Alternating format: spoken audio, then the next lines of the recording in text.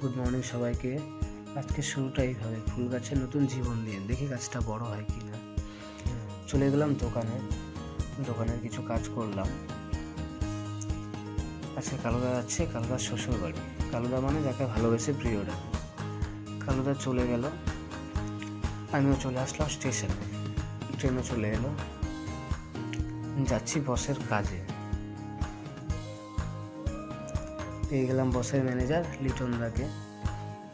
কাজ করে ফিরছিলাম, বাসে এত ভিড় ছিল যে দুজনে বাইরে দাঁড়িয়ে দাঁড়িয়েই আসলাম।